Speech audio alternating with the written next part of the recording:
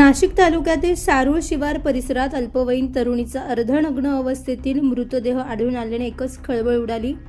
घटनेची माहिती मिळताच वाडीवरे पोलीस तात्काळ घटनास्थळी दाखल झाले आणि पंचनामा करून तपास सुरू केला। तपासादरम्यान पोलिसांनी सातपूर कॉलनी परिसरातून एका संशयित तरुणास ताब्यात घेतले।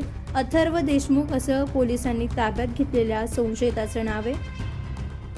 अथर्व हा त्र्यंबकेश्वर रोडवरील एका नामांकित महाविद्यालयात प्रथम वर्षाचा विद्यार्थी असल्याची माहिती समोर आली आहे। मयत तरुणी आणि संशयित याच्यात प्रेमसंबंध होते। काही दिवसांपूर्वी तरुणीला दुसऱ्या मुलासोबत पाहिल्याच्या रागातून हे कृत्य केल्याची कबुली संशयिताने दिल्याचं पोलिसांनी सांगितलं। एका अल्पवयीन मुलीचा मर्डर हा काल झालेला होता। याच्यामध्ये कुठल्याही स्वरूपाचे क्ल्यू नव्हते, कुठल्याही स्वरूपाचे पुरावे उपलब्ध नव्हते। यामध्ये मुलींची आयडेंटिटी क्लिअर नसल्यामुळे ती आयडेंटिटी एस्टॅब्लिश करण्यासाठी संपूर्ण राज्यामध्ये मेसेज केले गेले।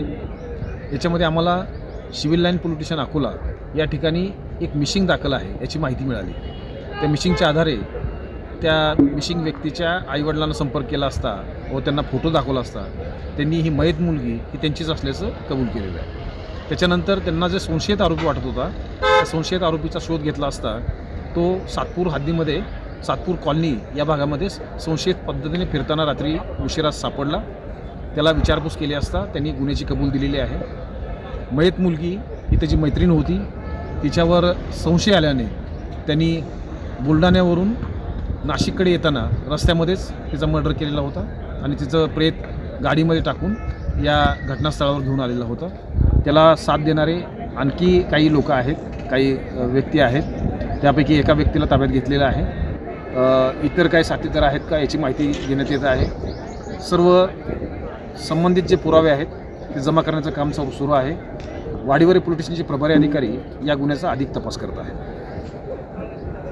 सर, तो जो आरोपी होता तो नाशिकला कुठे कॉलेजला? आरोपी हा संदीप फाउंडेशन या कॉलेजमध्ये FYला शिकत होता आणि मुलगी ही 11वीमध्ये अकोला या ठिकाणी शिकत होती।